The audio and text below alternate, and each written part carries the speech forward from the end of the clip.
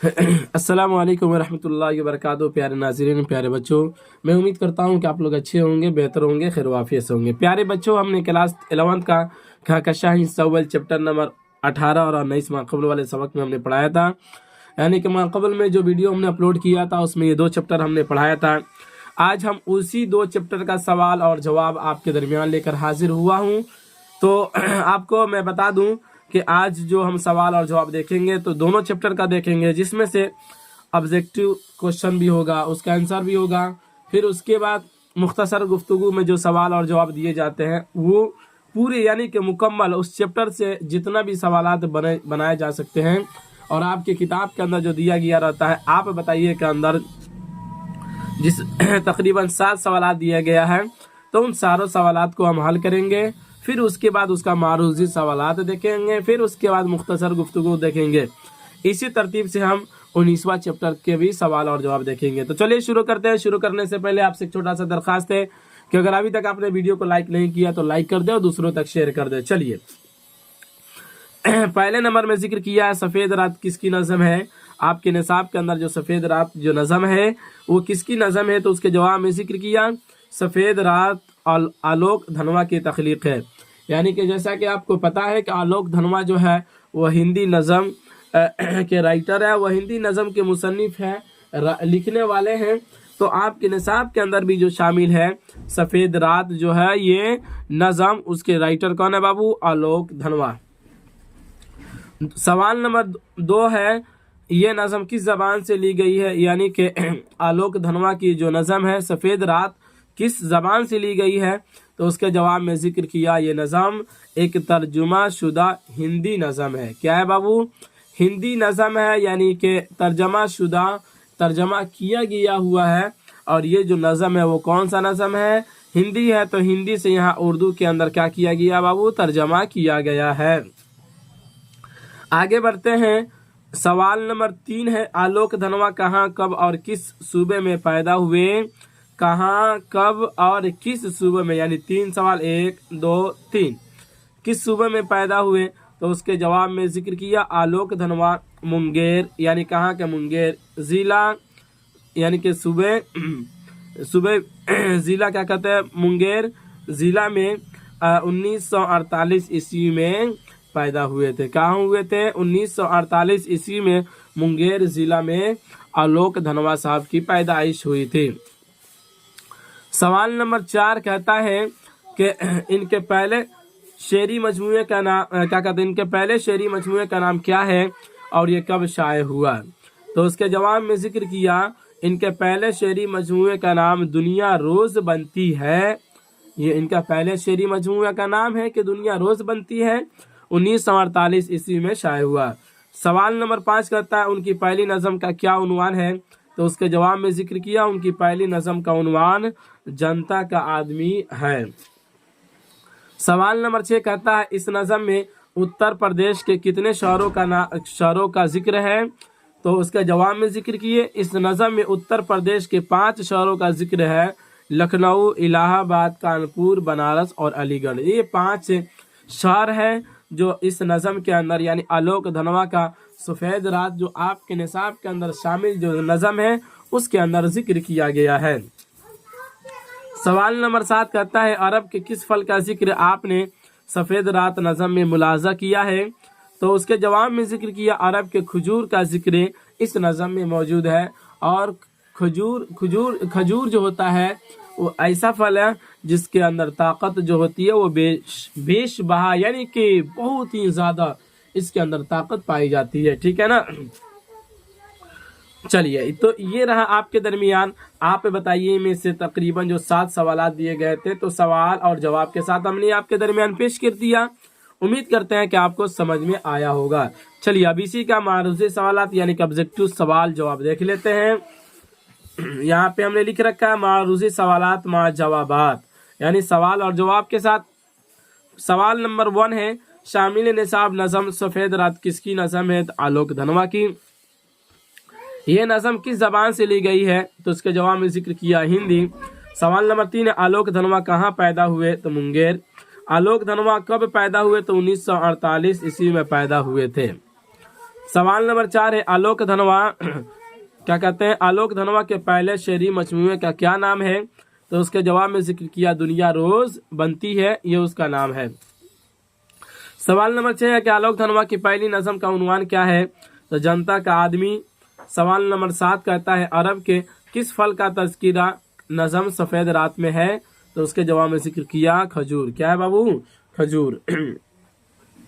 आलोक धनवा की पहली नज़म जनता का आदमी कब शाये हुआ? तो उसके जवाब में जिक्र किया 1972 ईस्वी में। समझ रहे बात को? तो ये रहा आपके दरमियान मारूजी सवालात भी और उसके जवाबात। तो गोया के आप बताइए में से जो 7 सवालात दिए गए थे वो उसको भी पेश कर दिया गया, और जो मारूजी सवालात में से तकरीबन 8 सवालात बनाए गए थे तो उसको भी पेश कर दिया गया। चलिए अब अगला सवाल देख लेते हैं।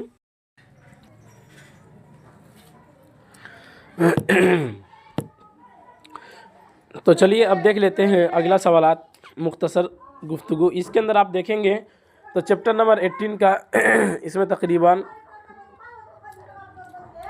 बाबू इसके अंदर 5 सवालात दिए गए होंगे, ठीक है ना। आप अपनी किताब को सामने रख लेंगे तो वहाँ पे आपको सारी चीज़ें समझ में आ जाएगी, ठीक है ना। तो पहला सवाल ये है कि जनता का आदमी और गोली दागो पोस्टर छाए होते ही आलोक धनवा किस तरह आवाम में मकबूल हो गए? यानी जैसा कि आपको पता है आलोक धनवा के बारे में आपने चैप्टर के अंदर पढ़ा, और ये हिंदी नज़म के ये क्या थे, मुसन्निफ रहे हैं और ये इसके राइटर रहे हैं, ठीक है ना। तो गोली दागो पोस्टर छाए होते ही आलोक धनवा आवाम की नज़र में किस तरह से मकबूल हो गए, पसंदीदा हो गए, मारूफ हो गए? तो उसको यहाँ पे सवाल के जवाब खुद बता रहे हैं, देखते हैं। कहते हैं कि आलोक धनवा पहली नज़म क्या बयान किया बाबू? आलोक धनवा की पहली तवील नज़म जनता का आदमी, क्या है? जनता का आदमी 1972 ईस्वी में शाये हुई। उसी साल उनकी दूसरी नज़म गोली दागो पोस्टर भी छपी। अपनी इन 2 इब्तिदाई नज़मों की वजह से आलोक धनवा हिंदुस्तान भर की सियासी और समाजी तहरीकों के लिए सकाफ़ती मोर्चे पर उम्मीद की एक किरण बन गए। मतलब ये कह लीजिए कि आलोक धनवा की ये जो पहली तवील नज़म जो थी, क्या पहली नज़म थी जनता का आदमी, तो ये जब छप कर लोगों के दरमियान आया तो इसकी वजह से इनकी ये क्या है, काफ़ी ज़्यादा शोहरत हो गई, और इनकी शोहरत की बाइस यही बना। आगे कहते हैं बिहार, बंगाल, पंजाब और आंध्र प्रदेश की अदबी तंजीमों से इनका ताल्लुक़ कायम हुआ। रफ्ता रफ्ता वह बाएँ बाजू की सियासत और अदबी जमातों के साथ सरगर्म हुए। 1973 ईस्वी में उनको गिरफ्तार कर लिया गया। वह मुतअद्दिद नकलीसी तंजीमों से भी जुड़े रहे और अपनी शायरी के ज़रिए बेज़ुबान लोगों की आवाज़ बनने की कोशिश करते रहे। गोया कि ये आप ये कह लीजिए, इतना पढ़ने के बाद ये चीज़ें तो आपको खुद ब खुद समझ में आ गई ही होगी कि आलोक धनवा साहब जो थे वो अपने लिए नहीं लड़ते थे बल्कि आवाम के लिए वो लड़ते थे। यानी कि जो गरीब था तो गरीबों की आवाज़ वो बनने की कोशिश करते थे। चूँकि हर लोग अपनी आवाज़ को उठा नहीं सकते हैं, वो खामोशी के साथ जुल्म को सह लेते हैं लेकिन आवाज़ नहीं उठाते हैं। तो आलोक धनवा ने अपनी नज़म के ज़रिए उन्हीं मजलूम लोगों की आवाज़ बनने की कोशिश की थी, ठीक है ना। दूसरा सवाल देखते हैं। क्या कहते हैं बाबू, किन मशहूर नज़मों के ज़रिए आलोक धनवा की शोहरत हासिल हो गई? तो उसके जवाब में जिक्र किया 1998 ईस्वी में आलोक धनवा का पहला और वाहिद शेरी मजमुआ दुनिया रोज़ बनती है के उन्वान से शाये हुआ। आलोक धनवा ने बहुत कम नज़में लिखी। उनका जौहर तवील नज़मों में खिलता है, ख़ास तौर पर पतंग, कपड़े के जूते, भागी हुई लड़कियाँ, बर्दनौ की बेटियाँ, गोली दागो पोस्टर, जनता का आदमी और सफ़ेद रात ऐसी मशहूर नज़में हैं जिनकी वजह से आलोक धनवा हिंदी शायरी के उफुक पर इम्तियाज़ हासिल कर सके। क्या कर सके?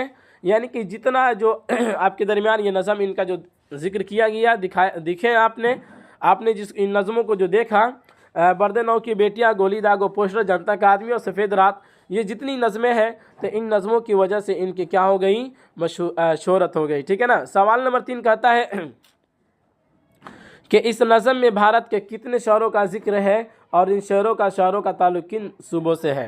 तो इसके जवाब में जिक्र किया आलोक धनवा की मशहूर नज़म सफ़ेद रात में भारत के मुतअद्दिद शहरों का जिक्र मिलता है। जैसे कि आप पढ़े हैं चैप्टर के अंदर, तो आपको वहीं से ये बातें समझ में आ गई होगी। इनमें लखनऊ, इलाहाबाद, कानपुर, बनारस और अलीगढ़ का ताल्लुक सूबे उत्तर प्रदेश से मिलता है, यानी मिलता है। पटने सूबा बिहार की राजधानी है। बम्बई बिहार क्या कहते हैं सूबे महाराष्ट्र में, और श्रीनगर सूबे जम्मू कश्मीर से मुताल्लिक है। समझ रहे ना।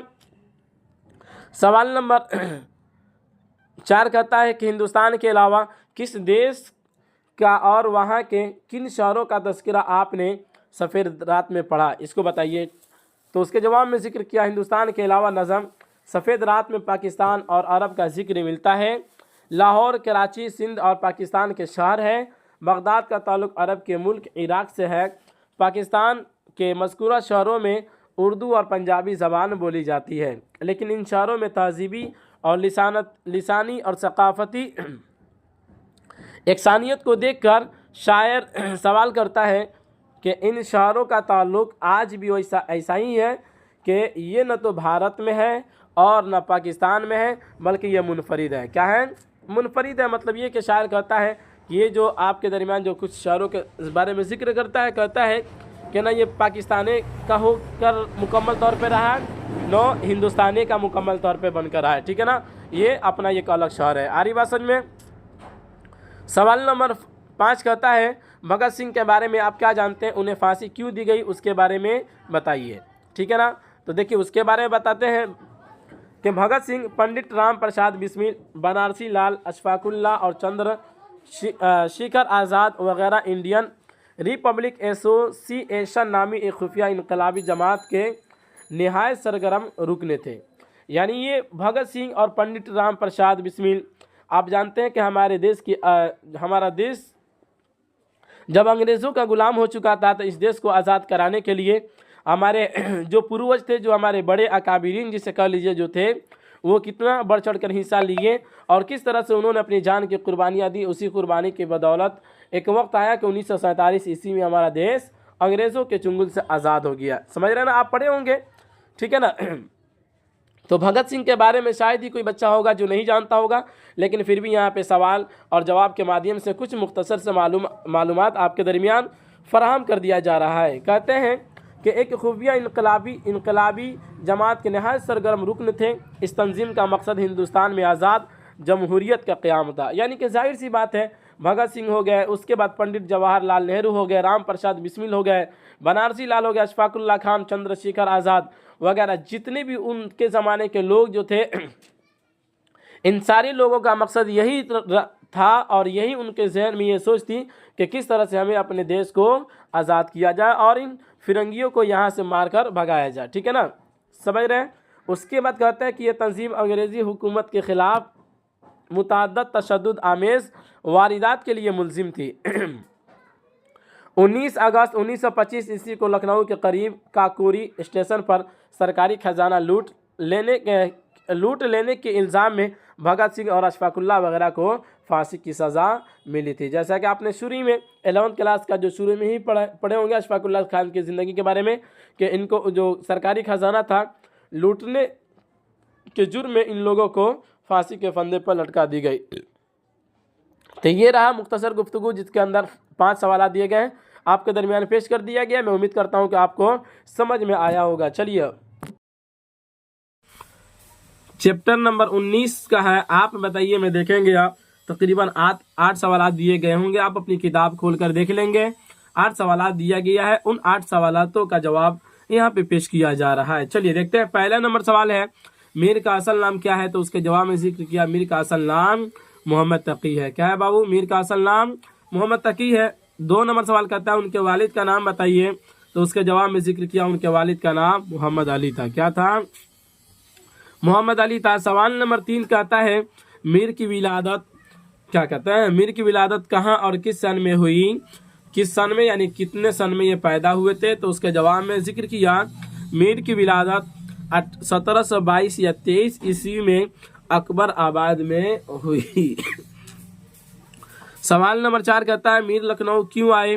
तो उसके जवाब में जिक्र किया, 1882 ईस्वी में वक्त के हाथों मजबूर होकर आसिफुद्दौला के बुलावे पर लखनऊ आए थे। यानी जाहिर सी बात है कि 1872 ईस्वी में मीर साहब जो थे ये बहुत ही ज़्यादा मजबूर हो गए तो मजबूर होने के बाद फिर क्या हुआ, आसिफुद्दौला के बुलाए पर एक लखनऊ के सरजमीन पे आते हैं, अपना कदम रखते हैं और फिर उसके बाद इनकी ज़िंदगी वहाँ से भी कुछ एक नया मोड़ लेती है। सवाल नंबर 5 कहता है, मीर के ज़माने में किस किस ने दिल्ली को तबाह बर्बाद किया? तो उसके जवाब में अव्वलन यानी सबसे पहले ईरानी बादशाह नादिर शाह और फिर अहमद शाह अब्दाली के हमले ने दिल्ली को तबाह बर्बाद कर दिया। यानी कि सबसे पहले ईरान का बादशाह था नादिर शाह, उसने हमला किया और बाद में फिर क्या हुआ कि शाह अब्दाली के हमले ने दिल्ली को बर्बाद कर दिया। क्योंकि आप जानते हैं, आपने पढ़ा होगा, आप तो इतिहास पढ़े होंगे तो आपको बखूबी ये चीज़ें मालूम हो गई होगी कि हमारा देश जो है ये अंग्रेज़ों के हाथ में क्या हो गया था, अंग्रेज़ों के चुंगल में ये जगड़ चुका था। तो मतलब ये कि अंग्रेज़ों की कब्ज़ा इसके ऊपर, हमारे मुल्क के ऊपर हो चुकी थी। अंग्रेज़ यहाँ पे तकरीबन 200 साल तक हुकूमत किए और फिर एक वक्त आया कि सबसे पहले जो क्या कहते हैं, हमारे उलमा और अकाबिरीन ने जब देखा कि इस हिंदुस्तान के सरजमीन पे गैर मुल्क के बाशिंदा जो आकर रह रहे हैं किसी गर्ज के तहत यानी कि तिजारत के तहत आए थे, तो वो आज हिंदुस्तान के राजा बने बैठे हुए हैं और हम यहाँ के बाशिंदा होकर भी हमारी ज़मीन मर चुकी है। हम इनके पाँव तले इनके तलवे चाट रहे हैं। तो ये चीज़ें गैरत मंद इंसान थे और ये खुददारी इन लोगों से देखा नहीं गया। तो उसके बाद सबसे पहले शाह इस्माइल रहमतुल्लाह अलैह ने फतवा जारी किया, फिर उसके बाद लड़ाइयाँ शुरू हुई। तकरीबन 200 वर्षों तक लड़ाइयाँ होती रही। एक वक्त आया कि हमारा हिंदुस्तान आज़ाद हो गया, समझ रहे ना। तो पहले ज़माना में लड़ाइयाँ वगैरह ज़्यादा हुआ करती थी, तो जाहिर सी बात है जिस मुल्क में और जिस शहर के अंदर लड़ाइयाँ अगर ज़्यादा हो तो फिर तबाह बर्बाद होना तो ये तो लाजमी अमर है, ठीक है ना। चलिए आगे बढ़ते हैं। सवाल नंबर 6 कहता है, मीर के 2 हमअसर शोरा कौन थे? तो उसके जवाब में जिक्र किया, मीर के 2 हमअसर शोरा एक नासिक और एक मोमिन थे। कौन थे? नासिक और मोमिन थे। सवाल नंबर 7 कहता है, मीर तकी मीर ने कितने दवावीन तरतीब किए? तो उसका जवाब में जिक्र किया, मीर ने 6 दवावीन तरतीब किए। समझ रहे हैं। सवाल नंबर 8 कहता है, मीर के किसी नसरी किताब का नाम बताइए। तो उसके जवाब में जिक्र किया, जिक्र मीर ये इनका नसरी किताब का नाम है और दरियाए इश्क इनके फारसी नसर के नमूने हैं। ये सब के सब क्या है बाबू? इनके फारसी नमूने हैं, फारसी नसर के नमूने हैं। तो ये रहा आपके दरमियान। आप बताइए में से तकरीबन जो 8 सवाल दिए गए हैं उसके सवाल और जवाब। तो उम्मीद करते हैं कि आपको ये समझ में आया होगा। चलिए अब इसी सवाल का यानी कि चैप्टर नंबर 19 का मारूजी सवालात देख लेते हैं। सबसे पहले नंबर सवाल में जिक्र किया, मीर का असल नाम क्या है? तो उसके जवाब में जिक्र किया, मोहम्मद तकी। दूसरा नंबर सवाल कहता है, मीर के वालिद का नाम क्या है? तो उसके जवाब में जिक्र किया मोहम्मद अली था, या मोहम्मद तकी या मोहम्मद अली, ठीक। सवाल नंबर 3 कहता है कि सिराजुद्दीन अली खान मीर के कौन थे? तो उसके जवाब में जिक्र किया मामून। सवाल नंबर 4 कहता है, मीर किस साल पैदा हुए थे? तो उसके जवाब में जिक्र किया 1722 या 23 ईस्वी में। सवाल नंबर 5 कहता है, मीर के ज़माने में दिल्ली को किसने तबाह किया? तो नादिर शाह ने तबाह किया और फिर अहमद शाह। तो दोनों लेकिन नादिर शाह का ज़्यादा हाथ रहा है इसके अंदर। सवाल नंबर 6 कहता है, मीर की वफ़ात कब हुई? तो उसके जवाब में जिक्र किया 1810 ईस्वी में मीर साहब इस दुनिया से चल बसे। सवाल नंबर 7 कहता है, मीर के किसी नसरी किताब का नाम बताइए। तो उसके जवाब में जिक्र किया दरियाए इश्क। 8 नंबर सवाल कहता है, मीर का खानदान कहाँ से हिजरत करके हिंदुस्तान आए? तो उसके जवाब में जिक्र किया मुल्क हिजाज से। कहाँ से आए थे? मुल्क हिजाज से। तो ये आपके दरमियान मारूजी सवालात और उसके जवाबात। उम्मीद करते हैं कि समझ में आया होगा। चलिए मुख्तसर गुफ्तगू देख लेते हैं। अब इसके अंदर जो 7 सवाल दिए गए मुख्तसर गुफ्तगू के अंदर उसको देख लेते हैं। सबसे पहला नंबर सवाल है कि ख़ानदान मीर कहाँ से हिजरत करके और किन मकामात से गुजरते हुए अकबर आबाद पहुँचा? तो उसके जवाब में देखिए कि मीर तकी मीर का ख़ानदान मुल्क हिजाज से हिजरत करके हिंदुस्तान आया। दकिन और अहमदाबाद होती हुई उसकी एक शाख अकबर आबाद बसी। उसी में मीर के जद्द आला भी थे। उनके वालिद का नाम मोहम्मद अली था, जो अपने ज़ुहद व तक़वा की बिना पर अली मुत्तकी के नाम से मशहूर हुए। यानी कि इनकी ज़िंदगी, इनके ख़ानदान के बारे में इस सवाल के अंदर जिक्र किया गया। सवाल नंबर 2 कहता है मीर तकी मीर के मामू के बारे में आप क्या जानते हैं? तो लिखिए, बयान करते हैं कि मीर तकी मीर ने क्या बयान करता है बाबू? मीर तकी मीर के मामू से राजुद्दीन अली खान आरजू थे। वह फ़ारसी ज़बान के माए नाज शायर थे, यानी कि फ़ारसी ज़बान के वो बिल्कुल बेहतरीन शायर थे। उन्हीं की फैज़ से मीर की शायरी परवान चढ़ी। पहले वो फ़ारसी ज़बान में मशक़ सुख़्न फरमाते थे, फिर बाद में उर्दू ज़बान में इज़हार ख़याल फरमाया। सवाल नंबर 3 कहता है कि मीर तकी मीर की ज़िंदगी के आखिरी दौर के बारे में बताइए। तो उसके जवाब में जिक्र करते हैं, दिल्ली के वीरान होने के बाद तंगदस्ती व मुफलिसी से परेशान होकर मीर तकी मीर ने तकरीबन 1197 हिजरी में लखनऊ चले आए। यहाँ एक मुशायरा में शरीक हुए। मीर तकी मीर की पुरानी वज़ह क़ता देख कर आले लखनऊ तमस्खुर करने लगे। आप रंजिदा होकर एक तरफ बैठ गए। जब शम्मा सामने आई तो बाज़ हजरात ने पूछा कि बाज़ हजरात ने वतन पूछा, आपने फ़ौरन यह क़ता तन्ही गज़ल में कह कर पढ़ा, क्या बूदो बाश पूछो हो यूरोप के साकिनों, हमको गरीब जान के हंस हंस पुकार के।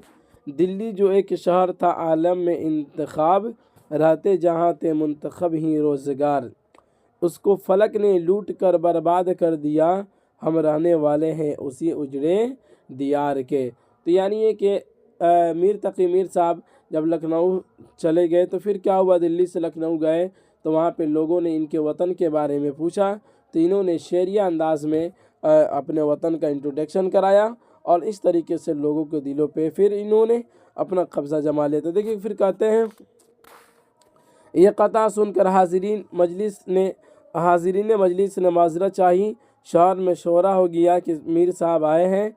नवाब आसिफुद्दौला को मालूम हुआ, उसने 200 रुपये माहनामा वजीफ़ा मुकर्रर कर दिया।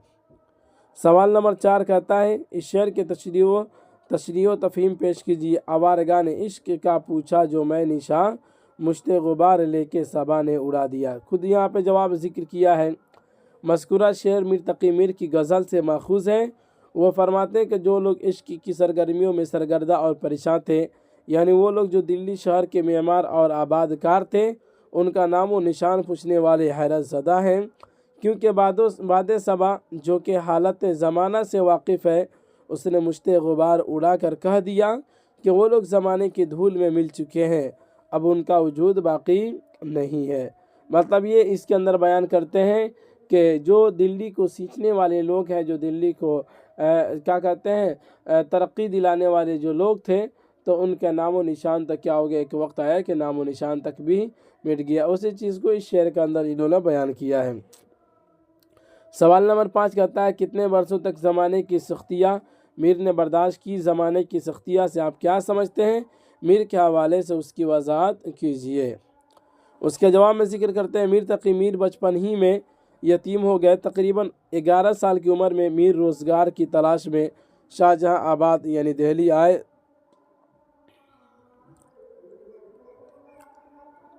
वहाँ शमसामुद्दौला ने 1 रुपया रोज़ाना का वजीफ़ा मुकर्रर किया।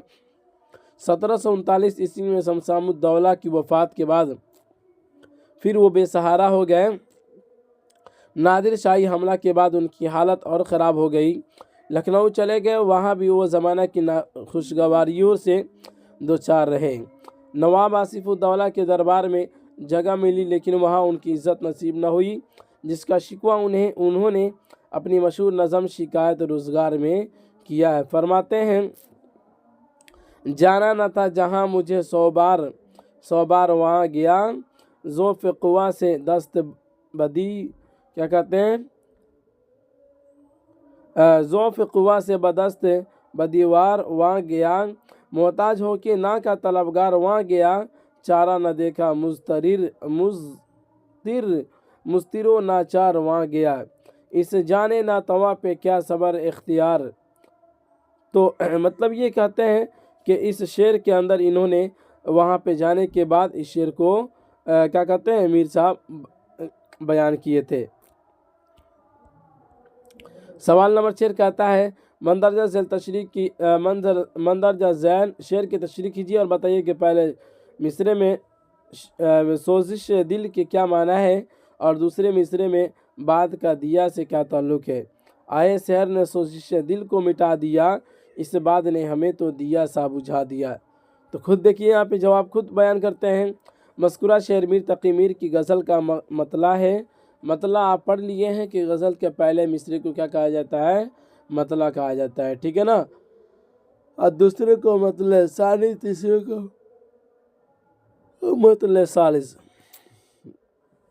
इस शेर में दिल को मिटाने यानी दिल्ली को तबाही का जिक्र है। दिल्ली की तबाही का जिक्र है।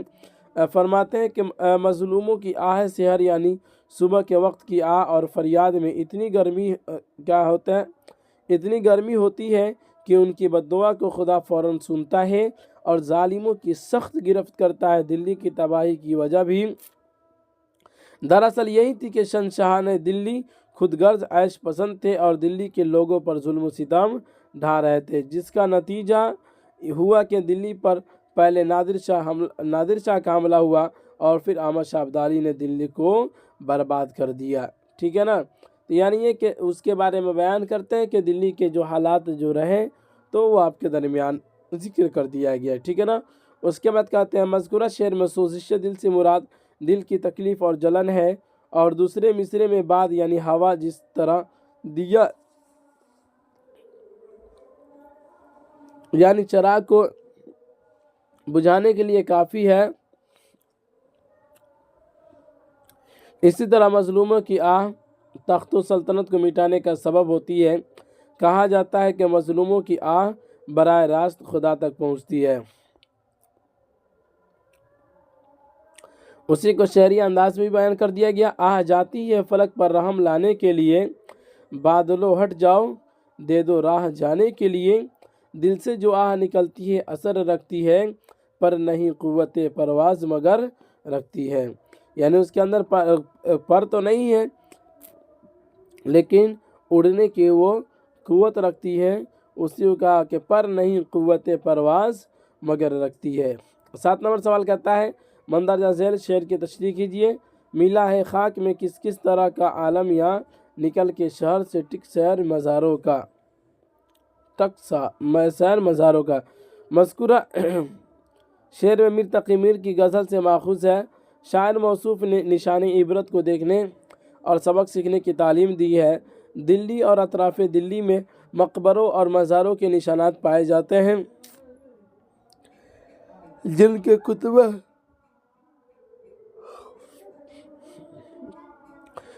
कुतबा पर नाम रान आलम के नुक़ूश दर्ज होते हैं, लेकिन बाज़ मशहूर व मारूफ हस्तियाँ नापैद होकर गुमनामी के पर्दे छुप चुकी है।